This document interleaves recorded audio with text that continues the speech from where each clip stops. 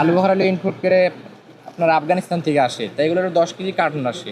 তো ওগুলো আর আমরা আবার 1 কেজি করে আমরা নিজেরা পলিতে প্যাকেট করি। তাই এটার ডেটটা হলো কার্টুনে দেওয়া থাকে। তাই এই প্যাকেটে তো আর কোনো ডেট দেওয়া হয় না। এই প্যাকেটের ডেট না থাকার কারণে আমার 3,000 টাকা জরিমানা করা হয়েছে। মেমো নিছি, কিন্তু ওনাদের সম্পূর্ণ সিল মারা মেমোটা নেওয়া হয়নি। ওনারা জাস্ট এমনি নর্মাল মেমো দিয়ে দিচ্ছে আমাদেরকে। এটা তো আর স্যারে যেটা বলছে এটা লজিক কথাই বলছে, এটা তো আমরা নিজেরাও তো বানাইতে পারি।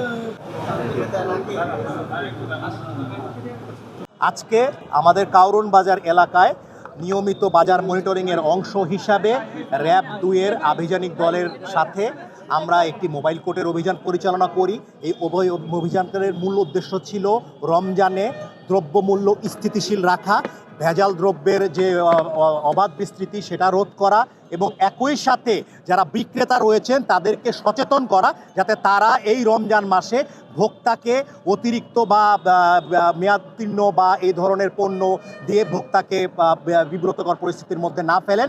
এবং তারই প্রেক্ষিতে আমরা আজকে বাজার মনিটরিং করে আমরা 9টি মামলায় সতর্কতামূলকভাবে টোটাল 26,000 টাকা অর্থদণ্ড তাৎক্ষণিকভাবে করেছি এবং আদায় করেছি।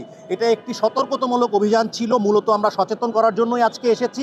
এর জন্য আমরা হয়তোবা আমাদের জরিমানার পরিমাণটা আমরা কম করেছি। আমরা এই অভিযান সম্পূর্ণ রমজান মাস জুড়ে অব্যাহত রাখবো এবং পরবর্তীতে এই ধরনের অপরাধ যদি হয় আমরা এই ধরনের অপরাধের ক্ষেত্রে আমরা কঠোর থেকে কঠোরতর আইনি পদক্ষেপ গ্রহণ করব।